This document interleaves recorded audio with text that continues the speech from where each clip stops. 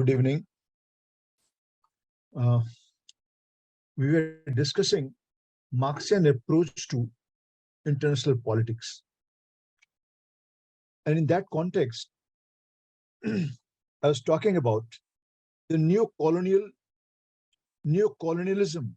I'm trying to look into international politics from the perspective of neo-colonialism. Means countries have become politically independent, they have become sovereign country, but economically they continue to be dependent upon. They continue to be dependent upon either the old colonial powers, or they continue to be dependent upon the development. So these countries, they have come out of political subjugation. They have become politically sovereign countries. They have become independent, but economically they continue to remain dependent on developed countries. All right. So this is what is described as a neo-colonialism, colonialism in a new form. Colonialism is a new form. All right. Now, the difference between colonialism and neo-colonialism is very clear. In colonialism, you are politically and economically subjugated. In neo-colonialism, you are economically subjugated. Right. In colonialism, you are politically and economically subjugated, but in neo-colonialism, you are economically subjugated.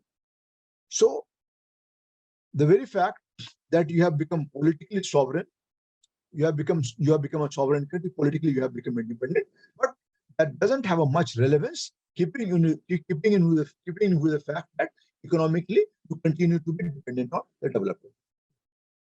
According to theory of neo-colonialism, as I had tried to explain yesterday, that the economic system of the old colonial countries, economic system of those old colonial countries, those countries who were earlier a part of colonial rule. So economic system and the policies, of the old colonial countries or the developing countries, they continue to be directed and influenced from outside, influenced from external forces. Right. Now, second point which I had made yesterday, that the foreign capital, the flow of foreign capital from developed to developing countries, flow of foreign capital from developed to developing countries, they have become a source of exploitation rather than a source for development.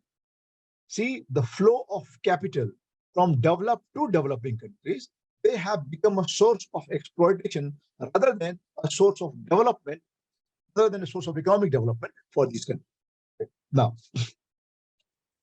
means there are a large number of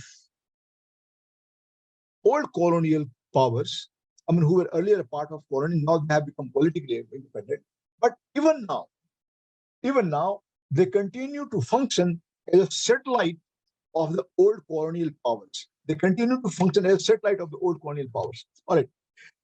Or they continue to function as a satellite of the old powers, or they continue to function as satellite countries of the what we call the developed countries. All right. So, how Marxian scholars, they're trying to explain the international politics or international relation in the contemporary perspective. They are trying to explain it through the theory of neo-colonialism. That for all practical purposes, economic policies and other policies also, to some extent, they are being guided and influenced from external powers. Hence, their political independence has got little meaning because they cannot take their decision independently, and they are always under constant pressure, from the developed countries. So that is about neo-colonialism.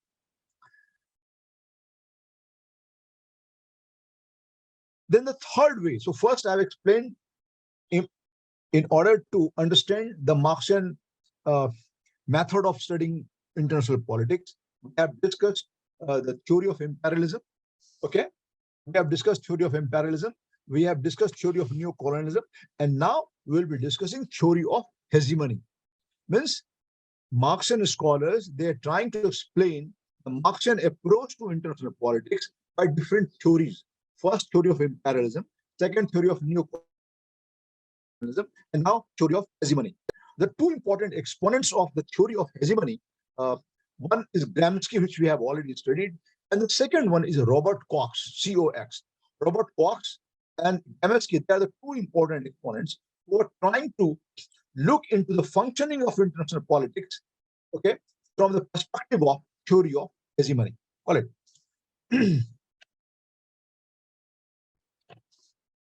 What is hegemony?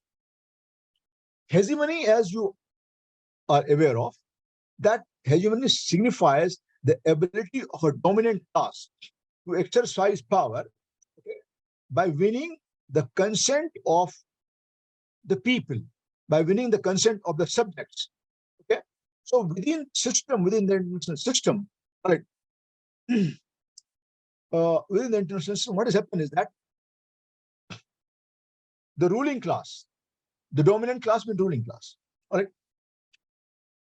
or the dominant class or the dominant countries.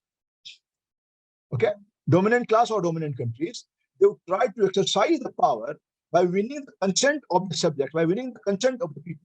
That means what is being done is in their interest. So they are creating a perception, they are creating a narrative, or they are creating a discourse. Who? The dominant class. Who? The ruling class. Who? The capitalist class.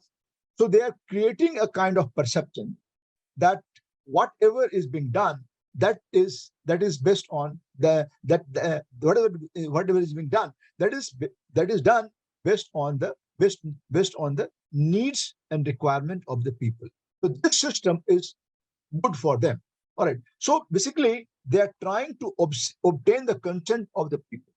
So instead of using coercive power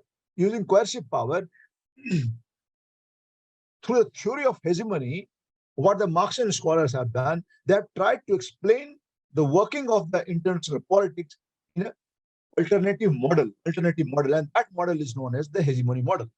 Okay. Now, means how it was possible for Britishers to expand their empire. Try to understand how other countries, they became a colony of the Britishers, or how other countries became a colony of the French, or how other countries became a colony of Spain, or how other countries became a colony of Portugal. So Portuguese colony, what is known as the British colonies and the French colonies, the Spanish colonies that we had in the past, that became possible through the hegemony. Means the ruling class, the British Empire, for example, when they came to India, they developed an alliance. They developed an alliance with the intellectual class. And with the alliance that they developed with the intellectual class, they were able to create a kind of perception among the people. They were able to create a kind of discourse among the people that this system is good for. Right? So expansion of empire of the colonial powers, and I told you yesterday that the struggle for colonies was one of the reasons for the world war that took place. All right. So expansion of colonies, okay, by expansion of colonies by the Britishers or by other imperialistic powers, that became possible because of hegemonic factor. All right. So this means through hegemony, they are trying to explain the working of the international politics. All right. Now, after talking about the hegemonic theory that we have already discussed, the Gramsci's theory, more important here, I would like to explain about the contribution of Robert Cox regarding this. All right. See, Robert Cox, he tried to internationalize the theory of hegemony. All right. He tried to internationalize the theory of hegemony. He says that successful dominant powers in the international system, they have shaped the world in a manner that suits their interests. try to understand the point. Robert Koch says that he has internationalized the theory of hegemony.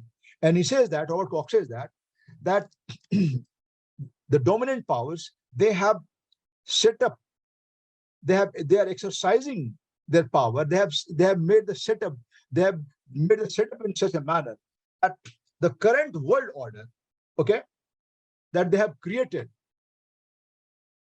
or they have influenced to create, that suits their specific interest. Means current existing world order, what they're trying to say is the existing world order as it exists today, okay, caters more to the requirement and needs of and the interest of the developed countries, like developed countries and the Western countries. Okay, because if you talk about the current economic structure, if you talk about the current financial structure, if you talk about the IMF, if you talk about the WTO, if you talk about the World Bank, all right. if you talk about the functioning of UN Security Council, all right. So Robert Koch says that the dominant powers, successive dominant powers, they have used the international system in a manner, they have shaped it, they have created it, and they have developed the international system in a manner that satisfies their interest. It caters more to the interest of developed countries than to the interest of developing countries. That is what is the meaning of neo-colonial, and that is what is the meaning of hegemony.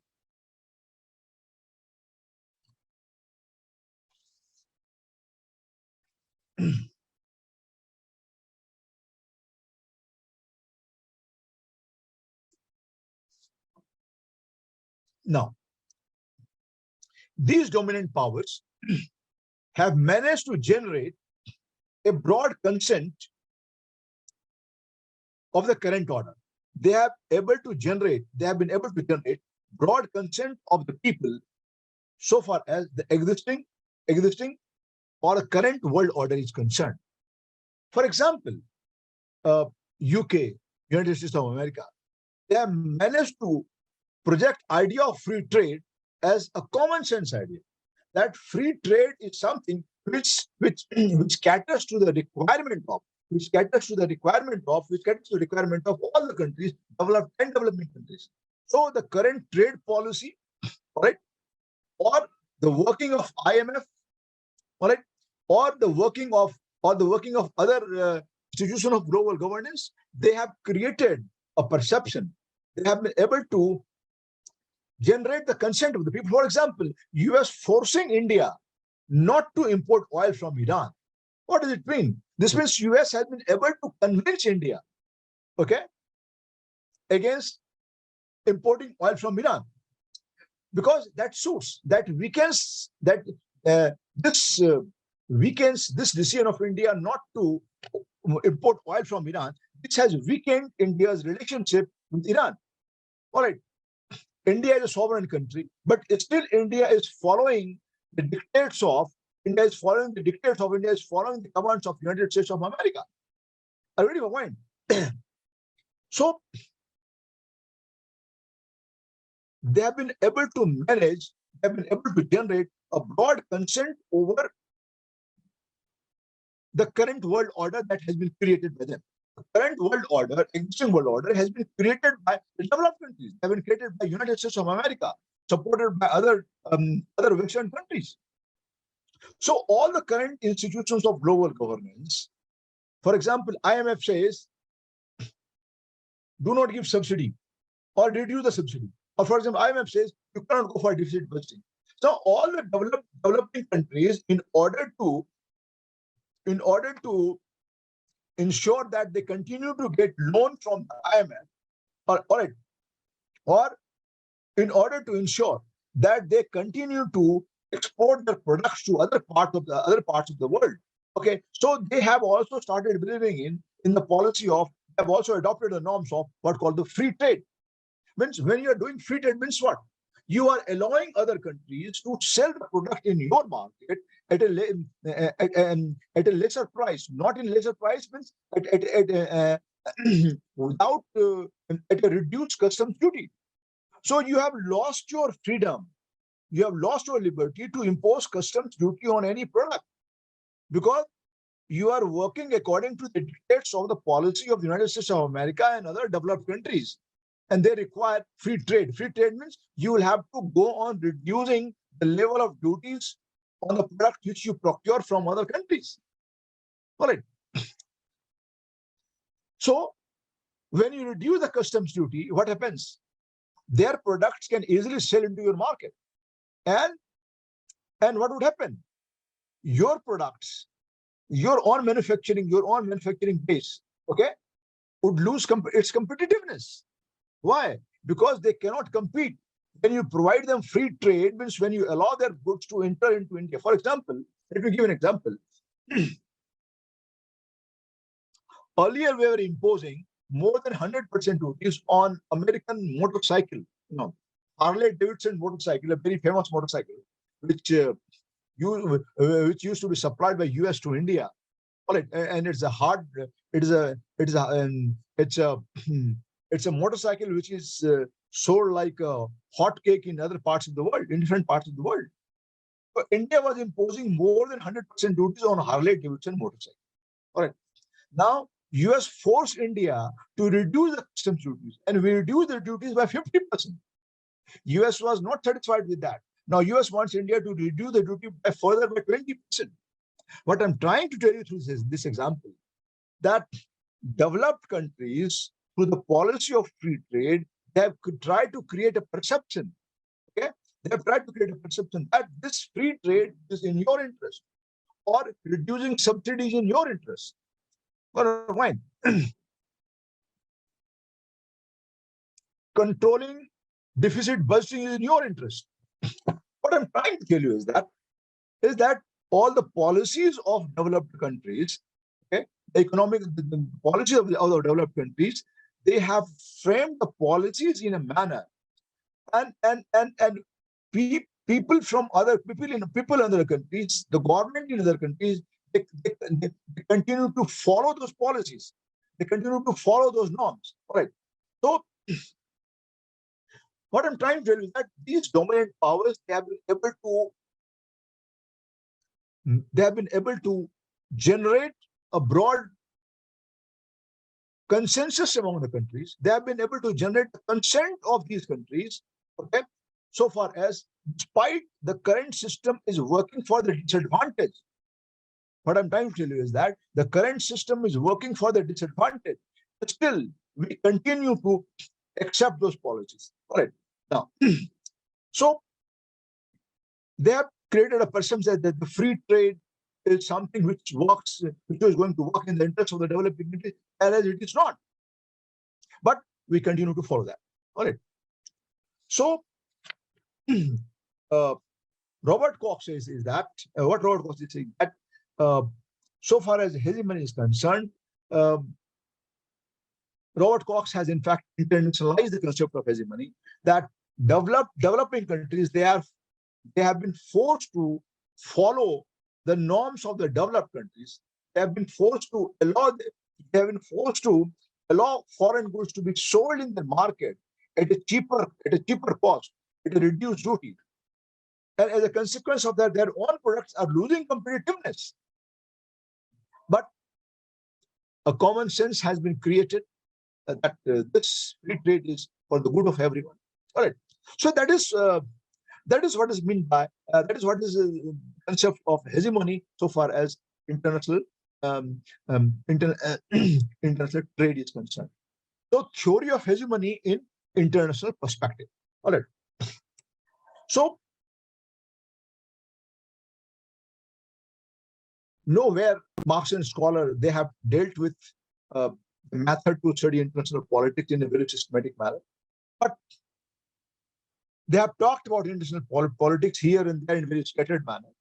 And that is why I told you the first method is a method of imperialism, the second method is a method of neocolonialism, and third method of is what is known as the hegemony. So by looking into the concept of hegemony, by looking into the concept of neocolonialism, and by looking into the concept of imperialism, they have tried to explain international politics. All right. Any question if you have in mind? No questions?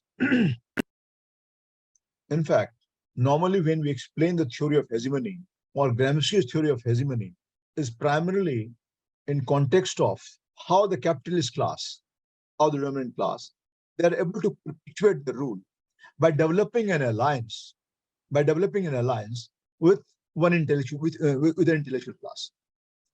So this intellectual class with which they have developed an alliance, they help them in generating the consent of the people. Correct.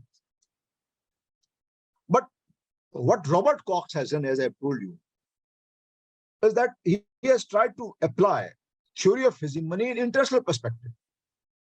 Now, there we are talking about the class hegemony, but here we are talking of hegemony of the big powers.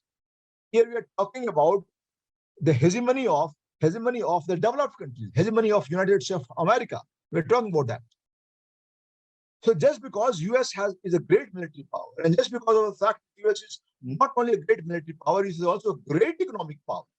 So the great economic power and the great military power, and also because US controls the dollars, right? And dollar is the most predominant currency of the world trade. We are all aware of that. So just because of that, US and other developed countries, and particularly the US, they have tried to influence the economic policies of the developing countries. And the economic policy of developing countries works more closely for satisfying the interests of the developed countries than satisfying their own interests. That is precisely the point. When Robert Cox has applied the theory of hegemony in international perspective. All right.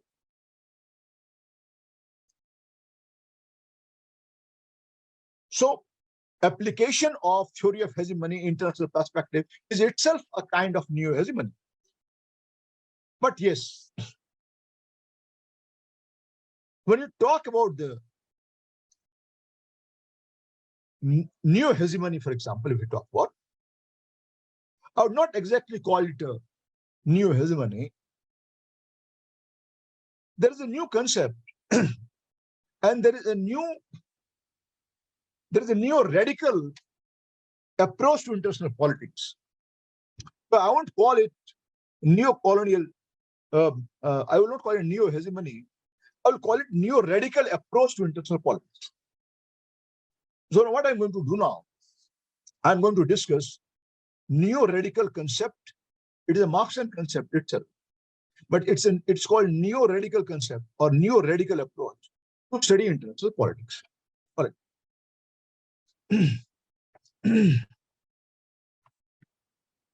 See, I have to sip a lot of water, because last 5 hours continuously I'm teaching. Last 5 hours. So yours will be the 6th hour. I have already taught 5 hours before. When you have to ask question, kindly keep in mind when you ask questions, you ask question from the current topic only. Don't ask question from the previous topic right now. So once I complete this topic, you are free to ask me any question. But I won't take any question, from any other topic. We are talking about question on offensive neorealism and defensive neorealism. We are talking about that. I will answer your question, but not now. Let me complete this topic first. All right. See, when you ask question from other topic right now, instead of asking question on the current topic, I get a kind of impression, I get a kind of feeling that we are teaching something else and we are thinking something else. What a point. Don't take me wrong. But when you ask question from the previous topic, I get the perception that right now your mind is not here on this topic. That is what I would feel. I may be wrong. I'll answer the question. Don't worry, but let me complete this topic first. Because I would get distracted if instead of talking about the new radical approach, if I switch over to the offensive neorealism and defensive neorealism, I'll get distracted. Kindly understand my limits. Okay, you have asked offensive neorealism and hegemony. I'll answer the question. Don't worry. I will take all the questions. Kindly forgive me for about 10 minutes.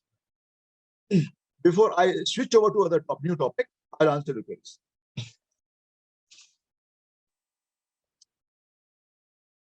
Paul Barron and Paul Prebys, I'll write the name. They are the two important exponents of the new radical approach to international politics. What is the new radical approach? Right.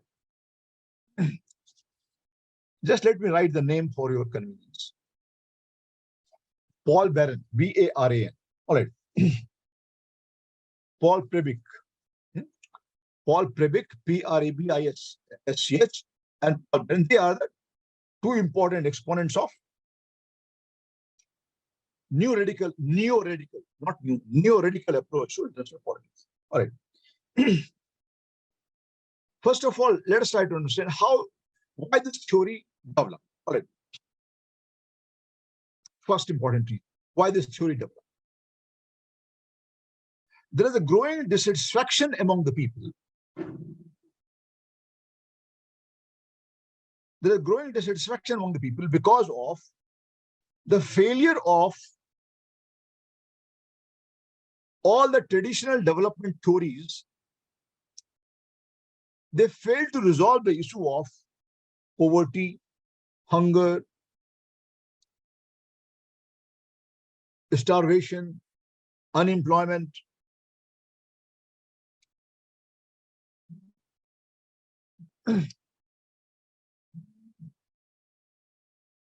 All right. All such issues. There is a growing dissatisfaction among the people because the existing developmental models or existing theory of development, they could not resolve the issue that was faced by the developing countries in particular.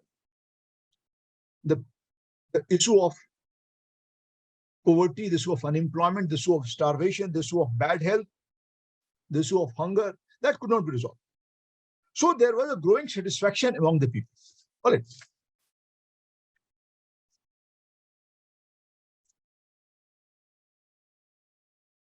And developed countries hardly did anything to resolve the challenges that was faced by the developing countries. So developing countries became poorer and poorer, and the developed countries become richer and richer.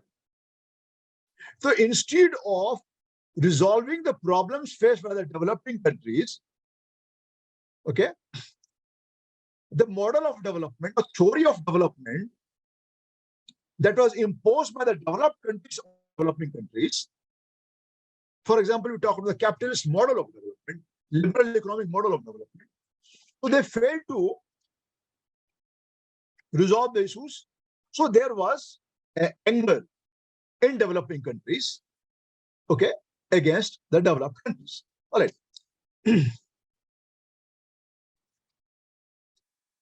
So that is why this was the reason why a new theory, neo-radical theory for studying international politics emerged. What is this neo-radical theory? So Pradeep was asking a question. I don't know who asked the question. That is there any neo? Is there any new hegemonic theory? No, that is. I think that is the question it was asked. Is there any new hegemonic theory? So you can refer to this neo-radical theory. What are the main points? What are the main features of this theory? Neo-radical theory, neo-radical approach. In fact, to international politics. I've told you the reason why it emerged. According to this approach, the world economy has become bipolar. The world economy has been polarized into two parts. One, center and the periphery. Center is the developed countries and periphery is the developing countries. So world economy getting polarized between center and the periphery. And periphery means people in developing countries. Center means people in the developed countries. Right? So developed countries, they continue to exploit the developing countries. And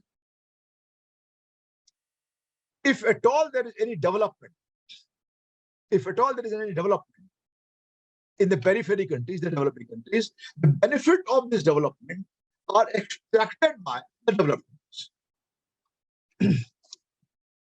As a result of this polarization of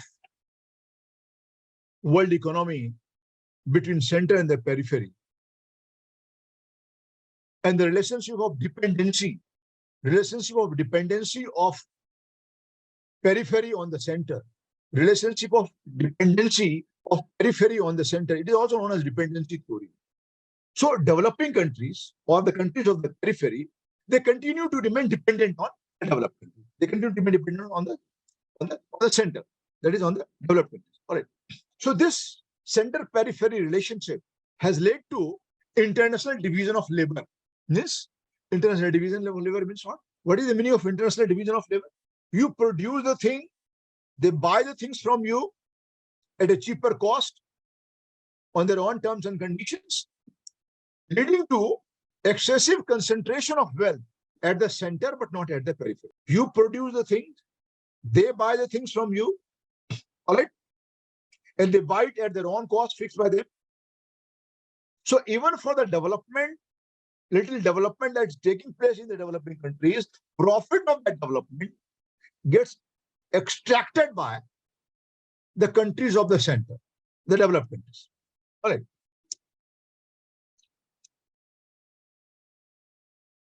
So that is what is known as the neo-radical approach to international politics.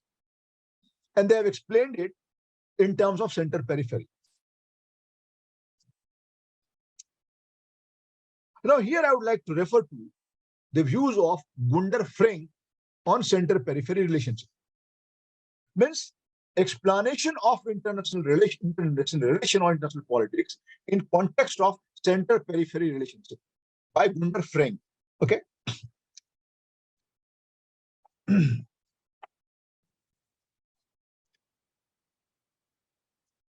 Gunter Frank. Gunter Frank has tried to explain this, the center-periphery relationship in his own perspective.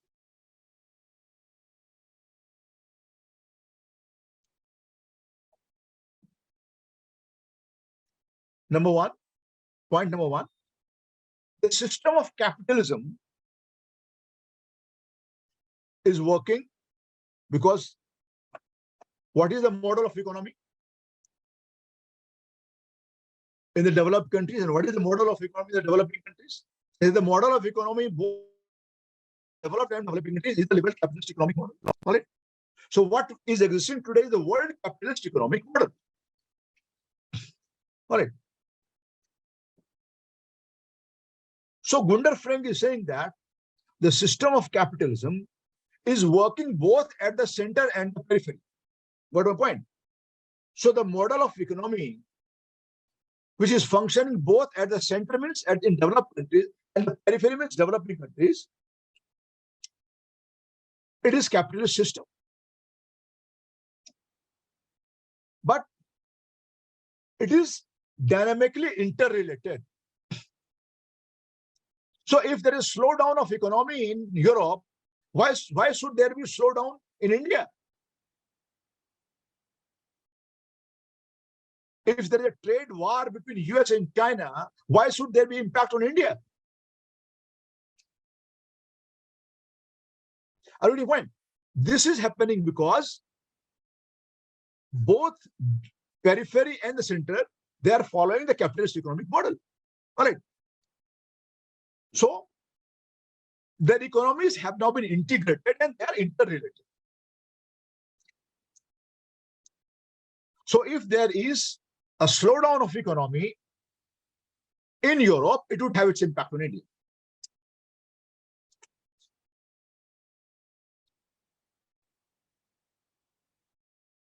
So if there is a bullish or bearish tendency in the stock market in Europe or in US, it will have its impact on India. Why? Because economies are closely integrated, interlinked. Number one. Number two, Gunter Frank says that the countries at the center, they reap all the benefits of development all the benefits of development are getting extracted by the center or the developed countries. And what takes place in developing countries? He says development of underdeveloped. What is the meaning of development of underdevelopment? See, development can be good, development can be bad. Development is not always good. I have to understand.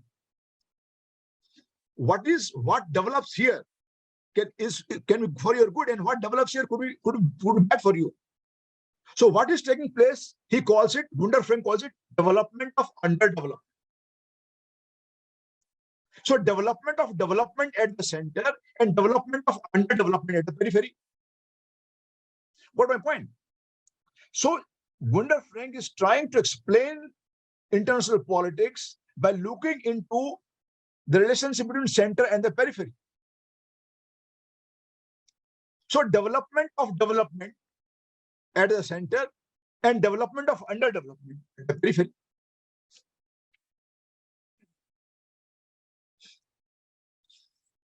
Another important point.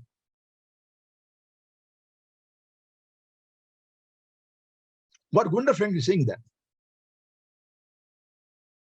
why there is a development in the developed countries. The development in the developed countries is because of underdevelopment in the developing countries. What my point? Development in the developed countries is because of underdevelopment in the developing countries. Means underdevelopment of the periphery or underdevelopment of satellite country is a condition for the development of developed countries. There would be no development in the developed countries if there is no underdevelopment at the periphery.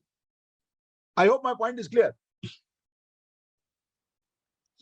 There would be no, according to Gunder Frank, there would be no development.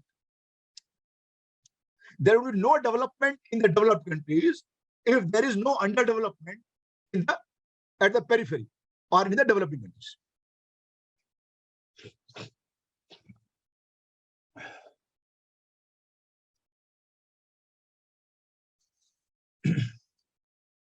So this is the view of Gunder Frank. All right. Now,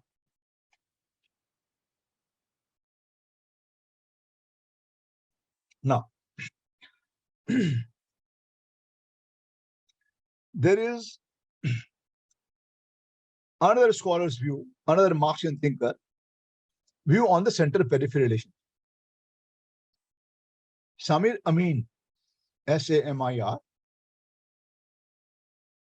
Samir Amin.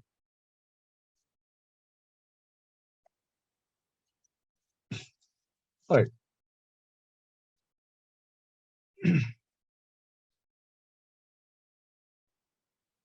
What Samir Amin says? While talking about the center-periphery model, if you want to understand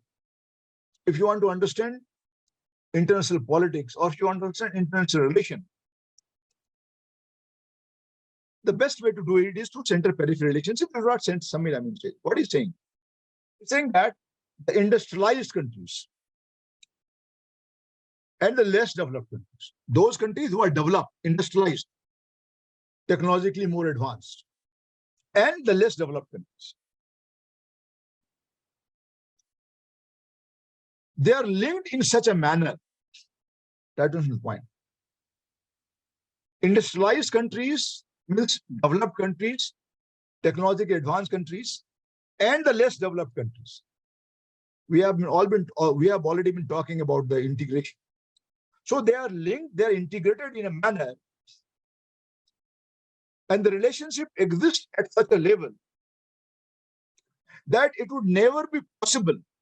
Try to understand the point, what he's saying. He says that the economies of industrialized countries and economies of the less developed countries, they are integrated in a manner,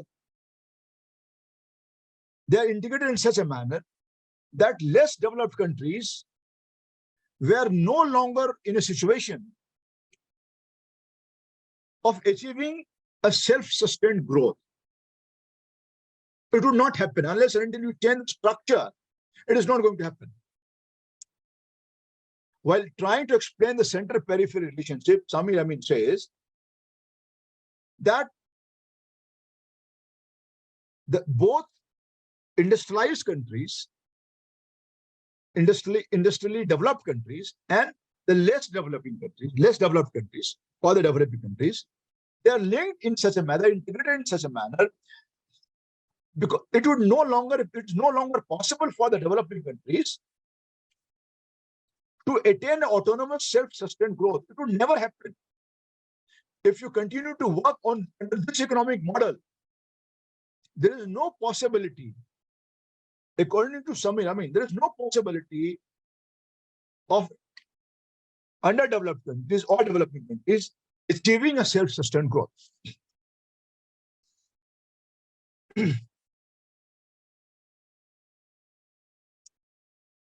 What is the consequence of that? Samir Amin says the periphery countries, developing countries or underdeveloped countries, they want to compete with the center. They are seeking competition with the center. Okay. There is a free trade. But who takes advantage of this free trade? Whether advantage of free trade is taken by the developing countries or developed countries. See, there cannot be fair competition between two unequal partners. That is the point. How can you expect competition between two unequal partners? So Samir Amin says that the periphery is when they compete with the center, when they compete with the developed countries, they want a fair deal. But Samir Amin says the center is dominating the system, existing international system, existing international order. The countries at the center are dominating international system, and they have distorted the structure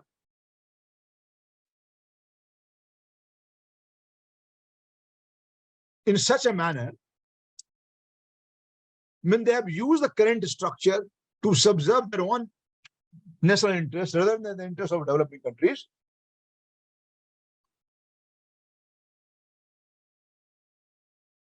So this makes the current structure unsuitable for a self-sustained growth or self-sustained development of the developing countries. So unless and until there is a change of the structure, unless and until there is a change of the model of development, all right, you can't expect the system to be working in favor of the developing countries. To give you an example, I don't remember if I have given you this example earlier. Maybe I have given you.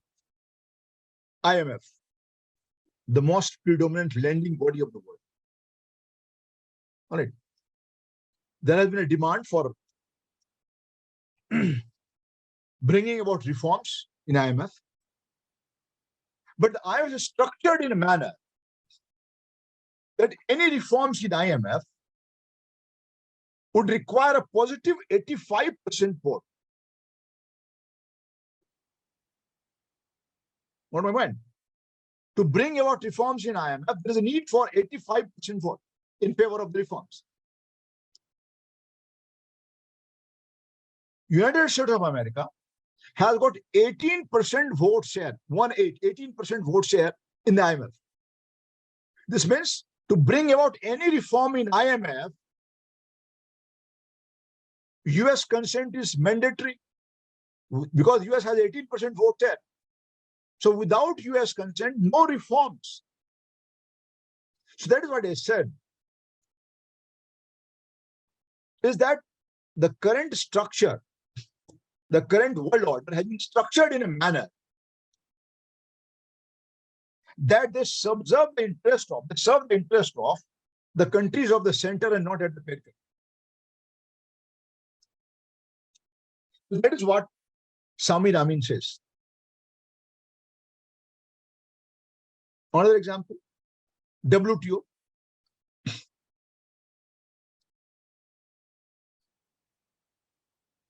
For more than 2 years, I believe,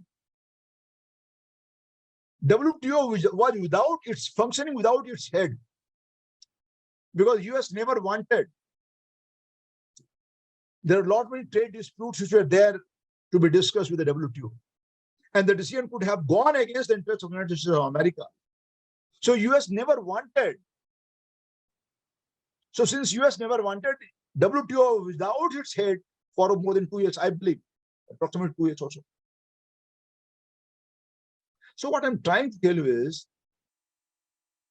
the current order is structured. So that is why the theory is called neo-radical theory. That unless and until you change the structure, reform the structure, there is no end for the worries of the developing countries. So that is Sami Ramin's theory. So neo-radical theory also we have done.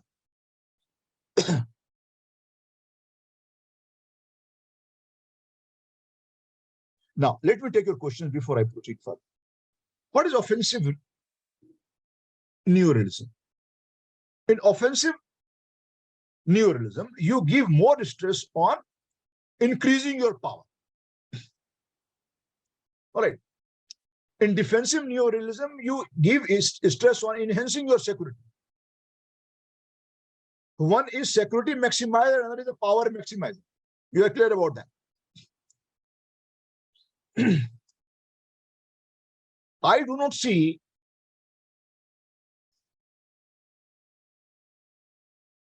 I think, is there any link between offensive neorealism and hegemony? Theory of hegemony came before the theory of offensive and defensive neorealism. But yes, one link we can perceive. Because more is the power. Because it believes in power maximizer. So more is the power. So it would be easier for them to exercise the hegemony. That link we can see. All right.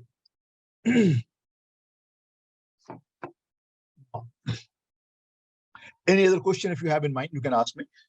Otherwise, we'll start with the systems approach to international politics, the last one.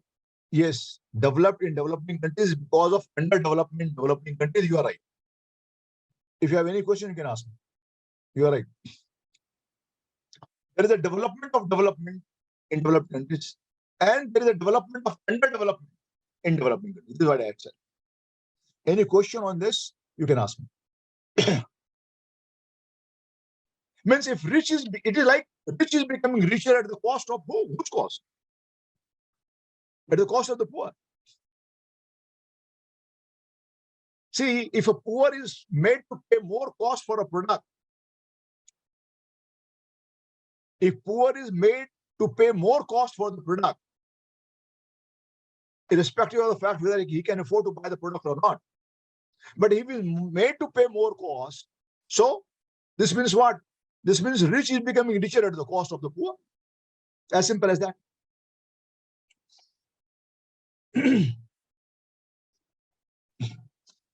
Systems approach to international politics.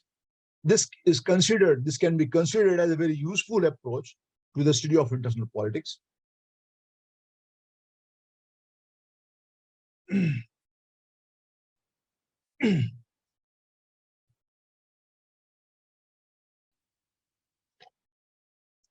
Is neo-functional approach, that is regional cooperation, solution to the center-periphery relation? $1 million question. Good question. No. When you ask questions like this, I feel extremely pleased, It gives me a lot of pleasure when I get such questions, So, is neo-realist approach or the regional cooperation solution to the center-periphery relationship? Yes. I will try to answer this question in a different manner. I'll try to answer this question particularly with a perspective from the developing countries. There are two kinds of relationships, what we call North and South and South and South. North, South, developed and developing countries. North signifies developed country and South signifies developing countries. So North-South relationship. Or center-periphery relationship. North is center and South is periphery. You can understand like that also. So developed countries are becoming richer and developing countries are becoming poorer. That also is true. This means North-South relationship is working for the advantage of developed countries and working for the disadvantage of developing countries. That point is also clear. So on the question of North and South, a resolution was passed in United Nations way back in 1974, I believe. And they called for establishment of NIEO, New International Economic Order. That is the topic also in your syllabus. New International Economic Order. Because the existing economic order is more suitable to the interest of developed countries than the developing countries. So they asked for changing the economic order. They asked for creation of a new international economic order. Who? The developing countries. LDC, list developing countries. List developing countries, they have passed a resolution asking for a more balanced order, because the current economic order is working more for the interests of the developed countries and IEO. So they're asking for new international economic order. Right? Now, since North-South relationship is not working, why? Because they do not want to change unless until they change the current world order, current world economic order, unless until they change. So it wouldn't be of any benefit for the developing countries. The North-South relationship is under a cloud. It's not working. So, what is the solution? Solution is South-South collaboration. More cooperation, more trade among the developing countries. So when you talk about the ASEAN, when you talk about the SAARC, it is about South-South cooperation. So if the trade relationship between North and South is working for your disadvantage, let there be more trade among the developing countries, South-South. ASEAN countries, they are a good trading.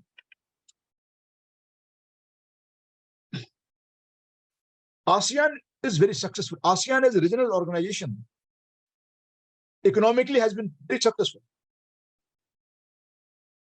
SAARC has not been very successful because of a dispute between India and Pakistan that we'll look at at a point of time. But yes, if developing countries, they start cooperating more closely, if regional organizations, they start cooperating with each other more closely, if SAARC becomes a forum of integration, if there's an integration of South Asian economies, for example, if there's an integration of South Asian economies, will it not work for the benefit of developing countries within the region? Yes, it will work. Got my point? It will work for them.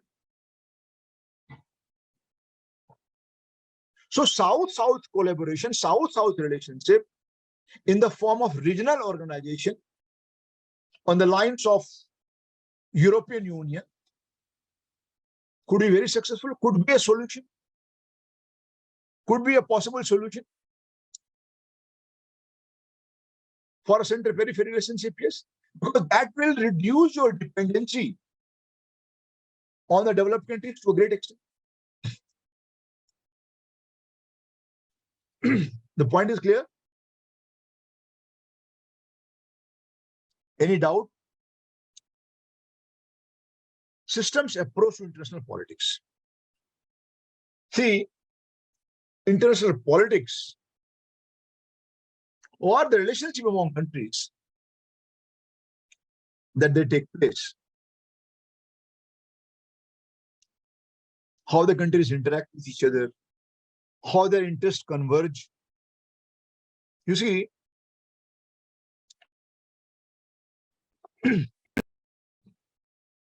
there are 4 C's of international politics: convergence, cooperation, competition, and conflict. When there is convergence of views leading to cooperation among the countries, so convergence, cooperation, competition, and conflict. You could be conflicting with the country, you could be competing with the country, and when you converge, there is convergence of views. You could cooperate also. So convergence, cooperation, competition, and conflict. Now these 4 things, 4 C of international politics, they take place within a system. So there is a system.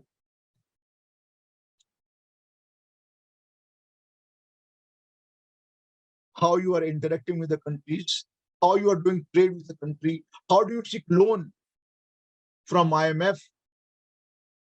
If there is a pandemic, already you have the WHO looking into that. The problem of children, you have a UNICEF. So you have various bodies. So a system is there. So trying to study international politics through the systems approach, that we believe that there is a system. So whether there is a conflict, whether there is a competition,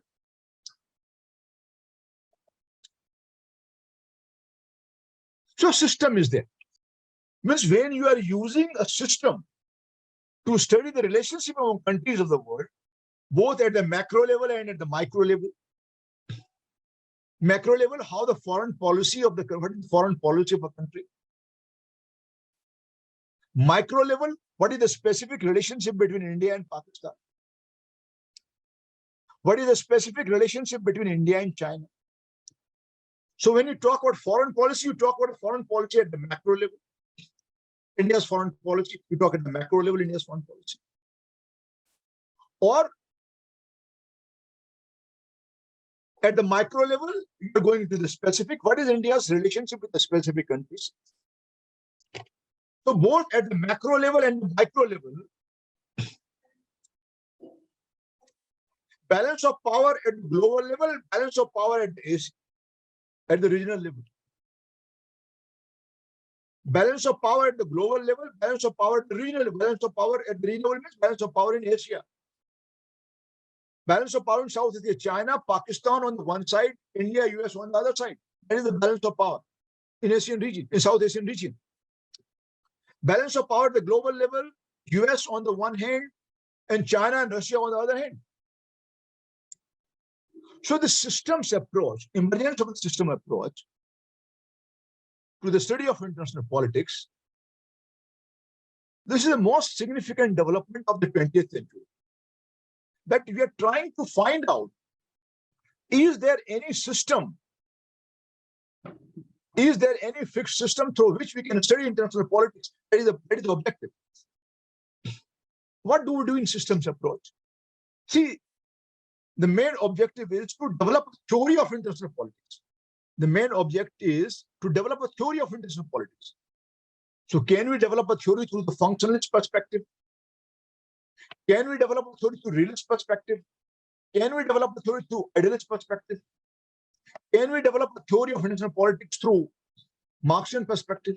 And can we develop a theory of international politics through system perspective? Is there any system of international politics or not? That is the primary question. If there is a system, can we fit in? Can we describe the relationship among countries of the world by explaining the system, that this is the system? If India and Pakistan, they are the worst enemies, Is it because of system?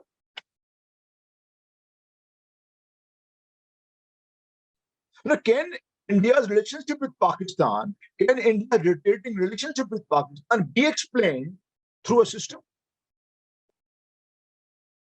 Whether the system theory helps you in understanding Indo-Pak relationship.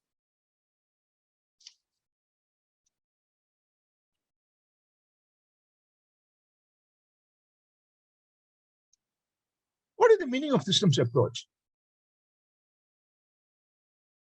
In systems approach, we are trying to analyze international relation as a system of interaction among countries of the world.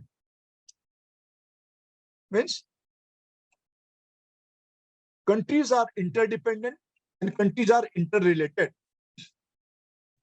There are two kinds of relationships among countries of the world. One is relationship of interdependency. You are dependent on the European countries. Why you are dependent? Because they are a source of energy for you, energy import for you. Why are you dependent on US? Because they are a source of technology for you. Why are you dependent on the US? Why are you dependent on the US? You are dependent on the US because you need technical know-how from the US. US is a source of FDI in India. Why US needs India? So if it's not only that India needs US also needs India. Why? Because India is a swing state. Swing state means India is a middle power. And India joining any country would alter the balance of power in that country's favor. So India is a swing state.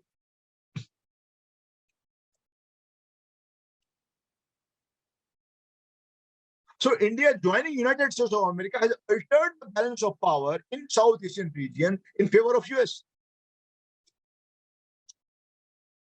So it is not only that, there is an interdependency and interrelated relationship.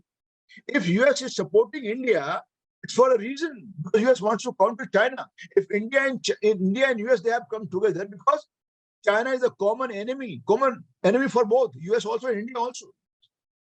So what has brought India and US together? It is China that brought them together.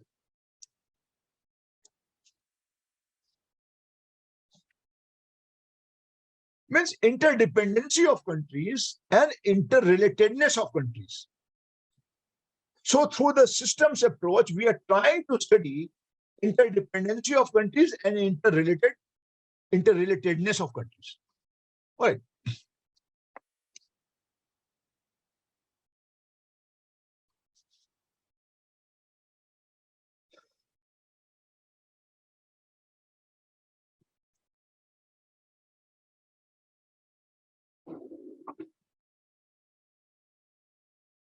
Yes. What do we do in systems approach?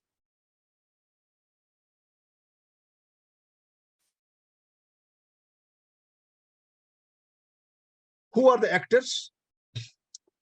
Who are the actors in international politics? It is the countries who are actors in international politics. India is actor, US is actor, China is actor, Japan is actor. So these are the units, and these units are the actors in international politics. And how these actors they behave. How does China behave? How does US behave?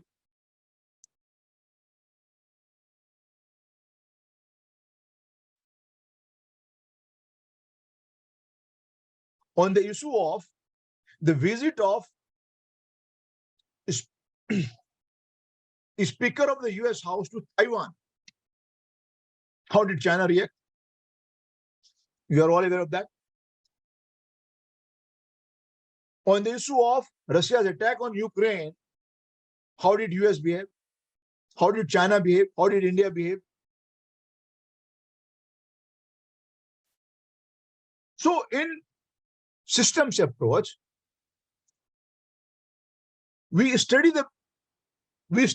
the behavior of these international actors. How within the system, these international actors, these countries, how do they behave?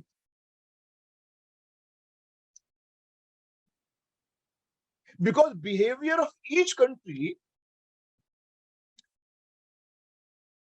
is influenced by influenced by the environment. Means, how does India react? How does China react? How does India behave? How does China behave? How does US behave? How does Russia behave? Their behavior is influenced by the existing international environment.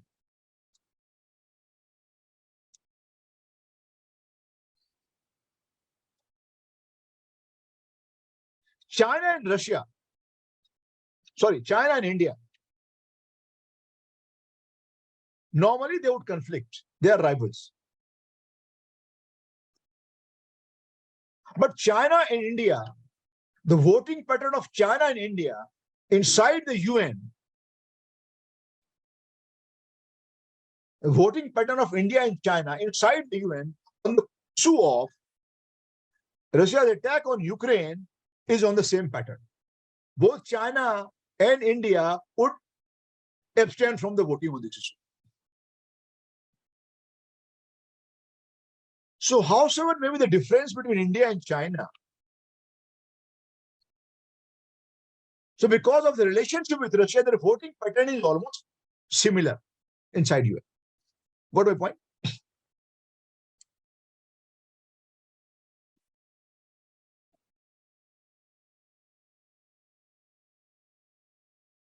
Because of the fact that India continues to remain dependent on Russia for more than 50% of its military hardware even now.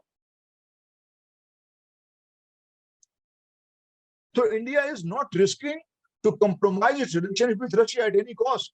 Russia may be an aggressor country, but for India's national interest, India continues to support Russia even on this issue, indirectly.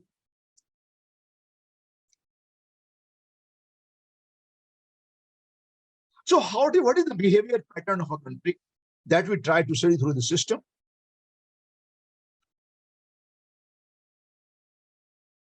Because there is a regularity, there is a pattern in the behavior of a country.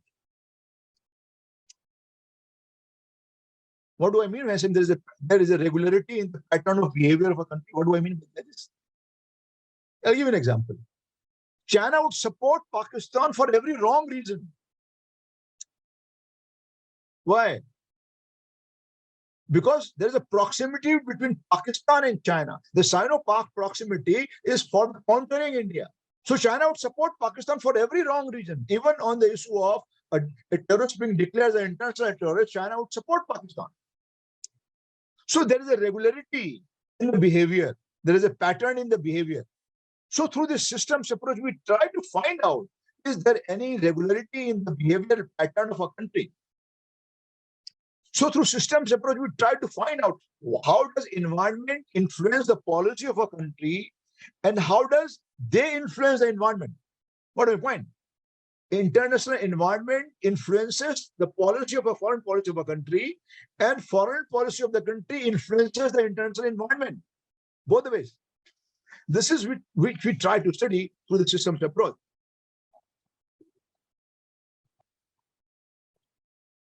M small c capital C double L E N D, Mackland. It is C. M small c, then capital C double L E N D, Mackland. Mackland says a nation's behavior is a two-way activity, taking from and giving to the international environment. You take from the international environment, you get impacted by the international environment, and you impact the international environment. So the best explanation of this is given by the Mackland. We're talking about system theory. He says it is about, there is a pattern, and in that pattern, a nation's behavior is considered to be a two-way activity. So they take from the environment and they give to the environment. They are impacted by the environment and they are impacting the environment. This is what is said by the Mackland. All right. So Mackland says this process of exchange, taking from the environment and giving to the environment, is a continuous process. All right. It is a regular process and it is well patterned. There is a pattern of that. And through systems approach, we are trying to explain that pattern. We are trying to study that pattern.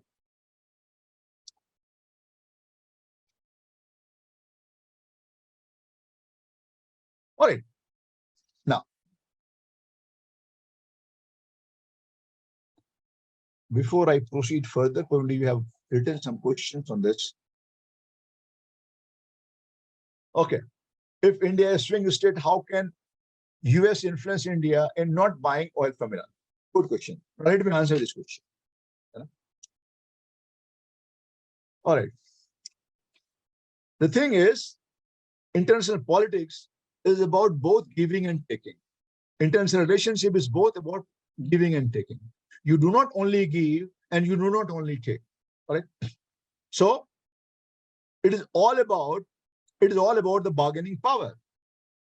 Who has the more bargaining power? Whether US has more bargaining power, India has more bargaining power. So US has more bargaining power. US is economically, India may be a swing state. US may be needing India. Fine. But you also have to understand that there is a great asymmetry of power, asymmetry of relationship between US and India. All right. US is a great economic power. US is a great military power. India continues to remain dependent on the US for a lot of things. All right. All this, the fact is there. So the thing is that since US bargaining power is more, I said that India needs US, but US also needs India. Both is true. You also need India.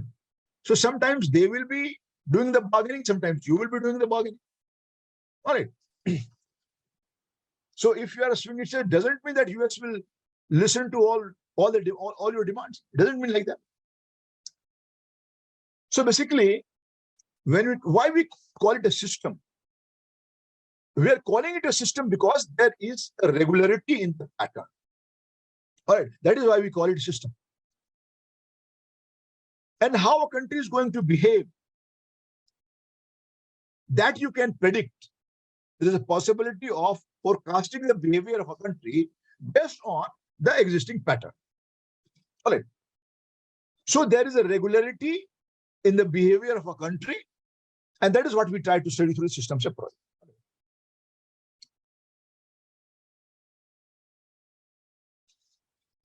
Now, what is international system? First, I talked about systems approach. What is systems approach? Now coming to what is international system?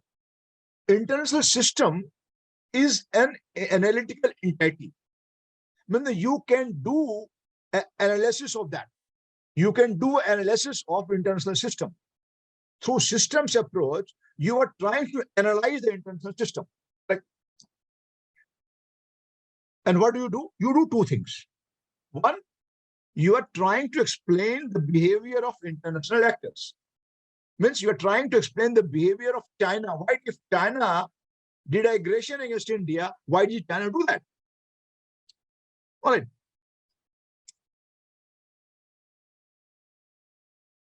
If India took action, if India voted in favor, if India abstained from voting at the UN forum, indirectly supporting Russia, why did India do that?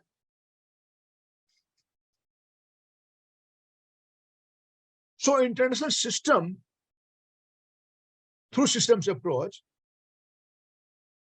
we're trying to explain the behavior of an international actor, number one. Number two, three things we try to explain.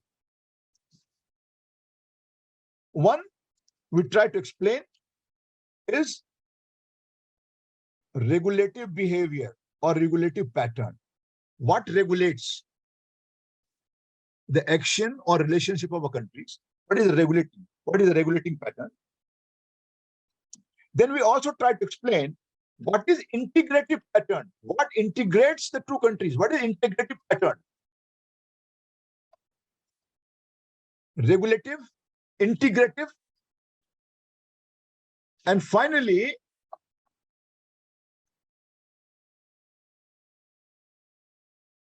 is there any disintegrative pattern? We try to explain the regulative pattern, integrative pattern and disintegrative pattern or disintegrative consequence. All right. What is the disintegrative consequence of the policies? So regulative pattern, integrative pattern, disintegrative pattern. This is the three things I want to do. All right.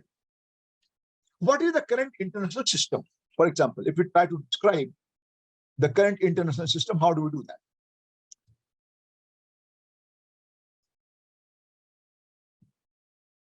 How do we do that?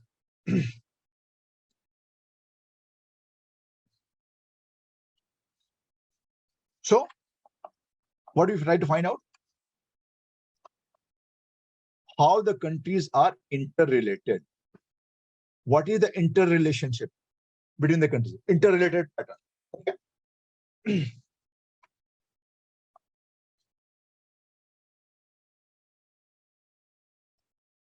What is interdependency? How India and China are interrelated? India and China are interrelated because of the trade between the two countries. There are a host of raw materials which we procure from China. All right. India and US are interrelated. And what is the interrelationship between the countries? What is interdependency between the countries? All right.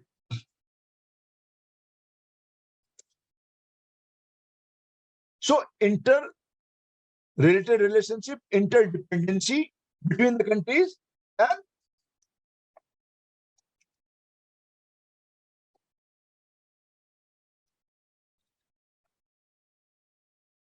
interaction among the countries. Interrelated, interdependency, and interaction among the countries. All right. And this is about the countries. Apart from that, there is a fourth thing also, what we call role of supra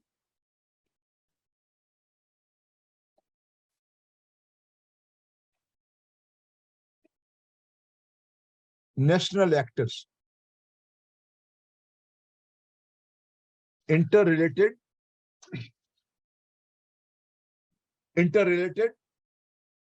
dimension, interdependency dimension, interaction dimension, and role of supranational actors. What is the role of supranational actor? Supranational actor means IMF, WTO, all right, World Bank,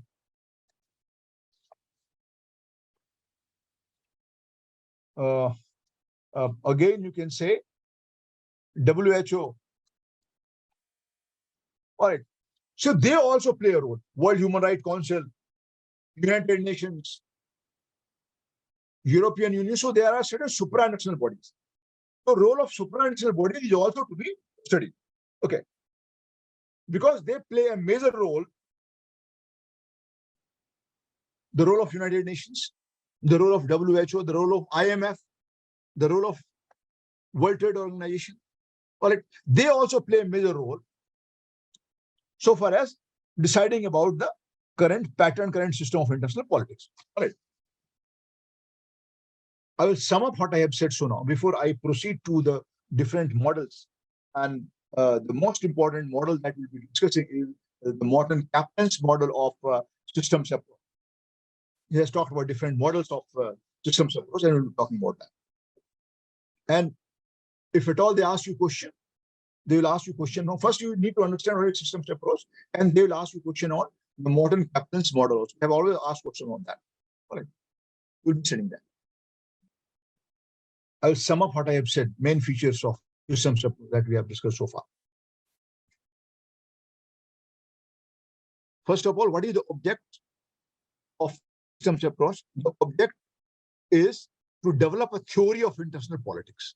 That is, by looking into the working of the system through systems approach, can we develop theory? Can we develop a pattern of international politics? All right, this is the first. This is our approach.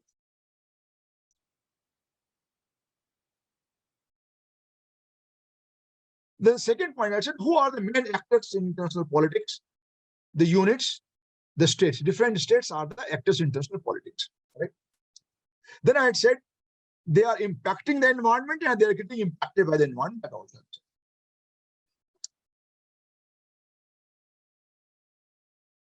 Then I said it is a system of interaction among countries. It is a system of interaction among the countries. It is a system of interdependency among the countries, and it is a system of interrelatedness among the countries. Right? And when the countries they interact for the purpose of preservation of their own national interest. Right?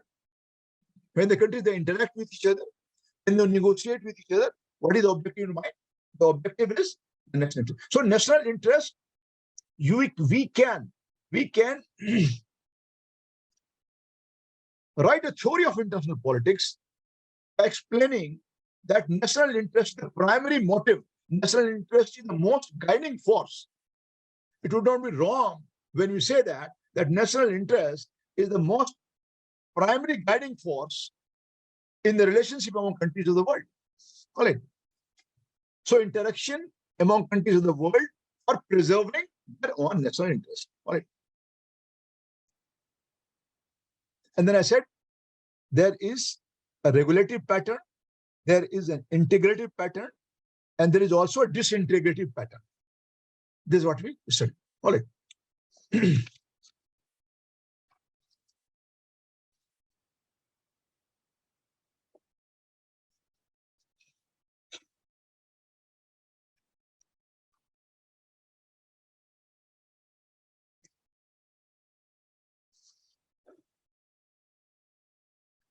The main exponent of, or the chief exponent of systems approach to international politics is Morton Kaplan.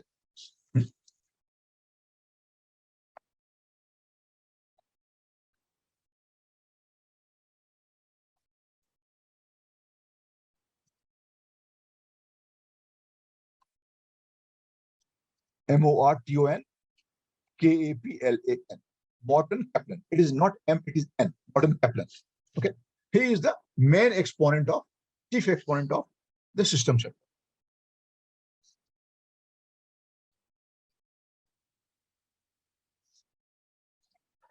He talks about 6 models of international systems approach. He has given 6 different models of international.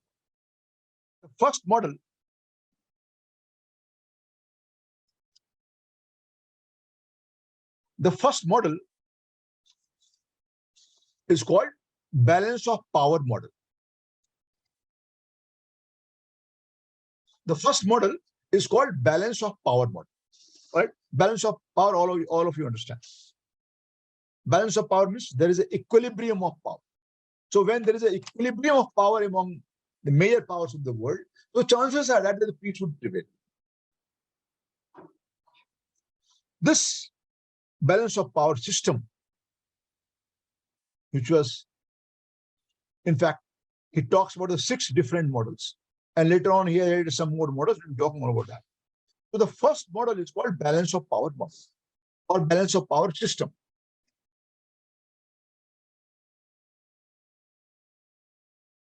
Means that system that operated in the world in 19th century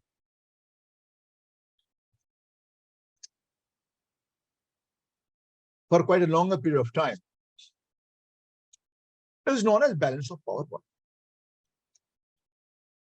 According to Morton Kaplan, what is balance of power, or what is the balance of power system? He says that balance of power is constituted by 5 to 7 major powers or 5 to 7 major actors. How the balance of power is maintained in the world? The balance of power is maintained in the world not because of all the countries, but it is because see, when we talk about balance of power, we are talking about only the powerful countries. We're not talking about all the countries. Balance of power would always be maintained because of few countries, 4, 5, 6, 7, 8. So Morton Kaplan says 5 to 7 countries, they are responsible for maintenance of balance of power. All right. So power would be major power. The main powerful countries would be numbering 5 to 7. All right. This is based on his experience in the 19th century. All right. Second point in the balance of power system. Every nation within that balance of power system, I'm talking about the 5 to 7 powerful countries, 5 to 7 powerful actors. So each actor will always try to increase its capability by negotiating with each other. So they will try to enhance their capability, not by resorting to any war. No, they will try to avoid war. And they will try to negotiate. So they will try to increase their power. They will try to increase their capability, enhance their capability, not by resorting to any war, but by negotiation. All right. So first point I said 5 to 7 countries. Second point I said that every country within that 5 to 7 countries will try to enhance their capability by negotiation and not by resorting to war. Normally they try to avoid the war. All right. Now, another important point in the balance of power model. But normally they would avoid. But no, what they will avoid? Normally they would avoid fighting war. But if balance of power gets dismantled,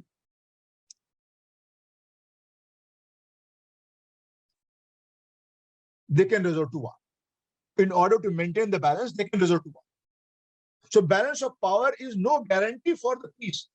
Yes, for a longer period, peace would be there, so long as balance of power is there. But in balance of power, war is a method for maintaining the balance of power. Because any country becoming preponderant power, any country's power exceeding beyond the limit, so the war has to be used to contain that country, right?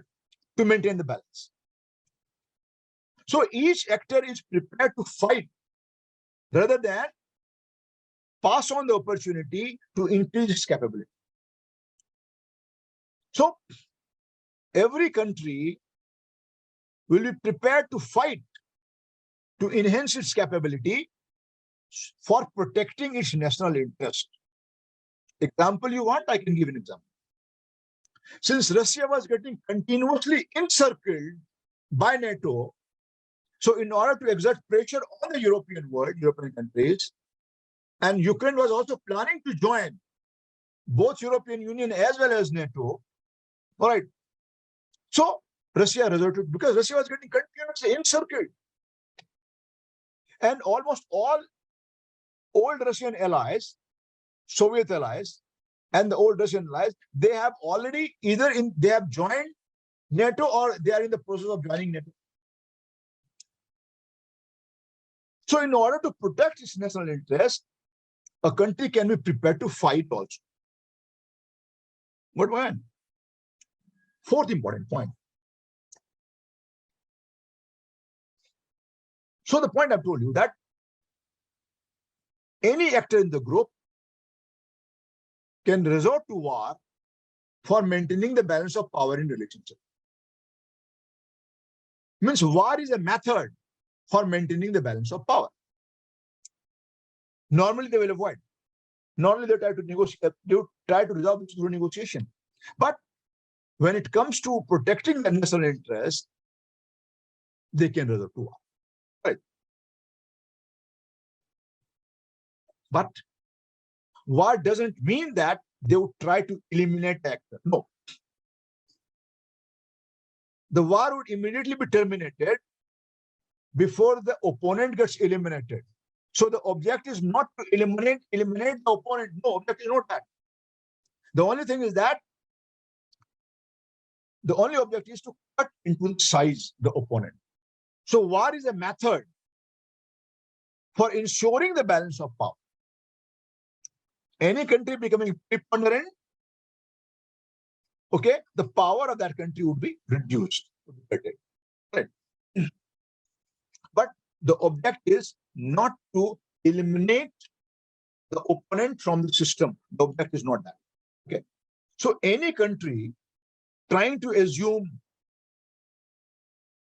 an unduly powerful position, any country trying to become a preponderant power and trying to alter the system, trying to dominate the system, will have to be contained, will have to be controlled. Another important point. Those nations, those actors in the international system who are defeated, right, they would be allowed to re-enter into the system and they will be acceptable to all the partners. What my point? Means any nation who is defeated for maintaining the balance of power, defeated in the war, will be allowed to re-enter into the system, will be allowed to re-enter into the system, and no attempt will be made to prevent that nation from re-entering into the system. All right. Now, in this balance of power system, no nation is allowed to follow the supranational organizing pattern. Right on the point. No nation is allowed to act in a supranational manner. Like UN is a supranational body. All right. European is a supranational body.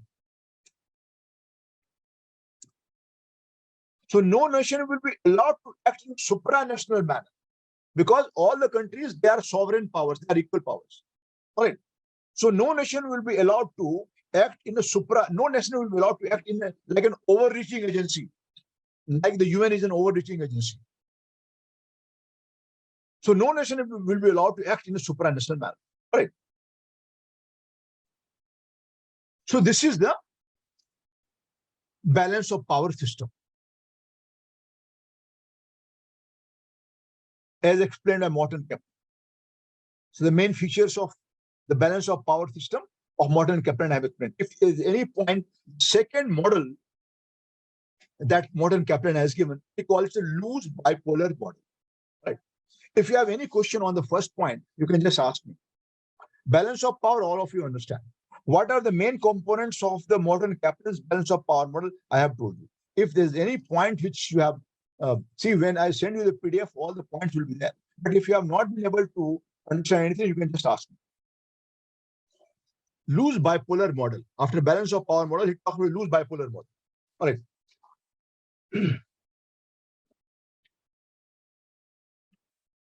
According to Morton Kaplan, if balance of power gets dismantled for a reason, all right? If balance of power gets dismantled for a reason, it would lead to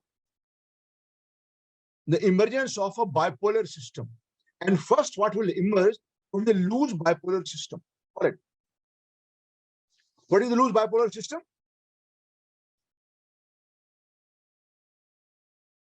There will be two powerful nations in the loose bipolar system, and they will try to organize the nations. They will try to organize different actors. They will try to bring them within their fold. So there will be two power blocks led by two powerful countries. So what is the consequence of dismantling of the balance of power model? The consequence is the loose bipolar model.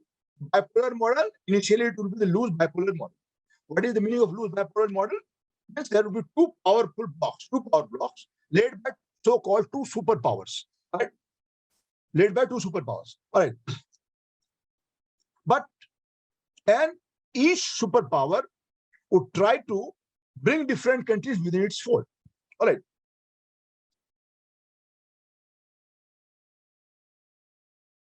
But because of internal differences within the countries, right on the point,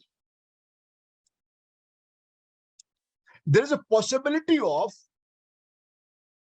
countries leaving one block and joining another block, or countries from block B joining block A and countries from A joining block B, because of internal differences among countries within a block. All right. So there are two power blocks led by two superpowers, but they have developed the alliance system. They have developed their own alliance system, and they're trying to bring other countries. They're trying to influence other countries to joining their bloc. All right. So each bloc is trying to enhance its power at the cost of the other power bloc.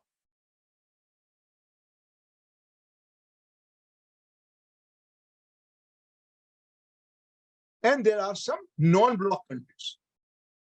Okay. Non-bloc countries who are refusing to join either bloc, like non-aligned India. India pursued a policy of non-alignment. So India was a non-bloc country, not agreeing to join either bloc. All right.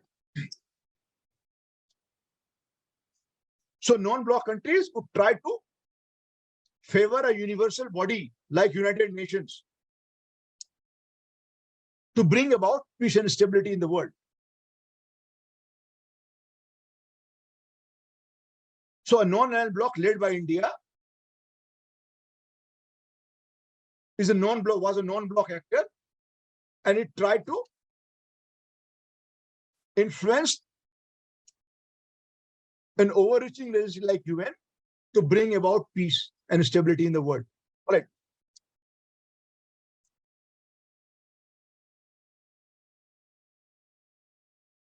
So in loose bipolar model, the only thing that you need to understand is their association with the bloc is not complete because of internal differences. All right.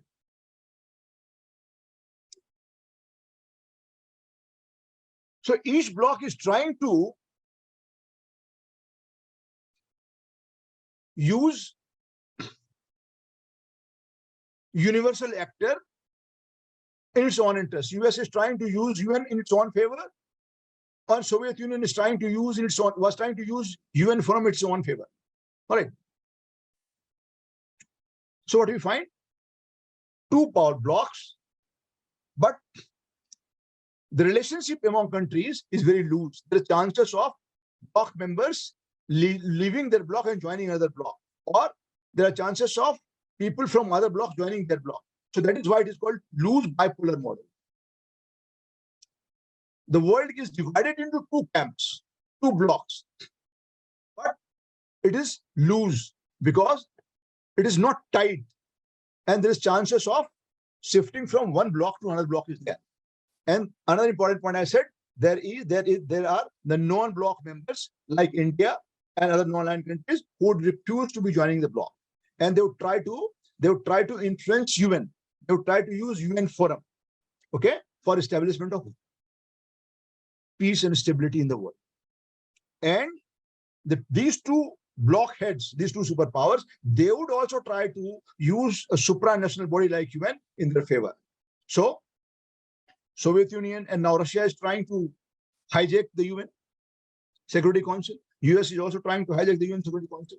So superpowers would try to hijack the supranational body in their own favor. So that is what is known as loose bipolar system. So we have discussed two models. One, we have discussed balance of power model, and the second, we have discussed loose bipolar model. Tomorrow, when we start, we'll start with a tight bipolar model. In tight bipolar model, the chances of countries leaving their group is bare minimum. It is not there. So it is called tight bipolar model. So tomorrow, when we start, we'll talk about the tight bipolar model, and there is other system, the universal system, the hierarchical system, and the unit veto systems. Some other systems are there. So 6 systems has been explained by Morton Kaplan, and then again he talks about 4 other models. We'll be talking about that tomorrow. All right. Any question if you have about these 2 models, you can just ask me.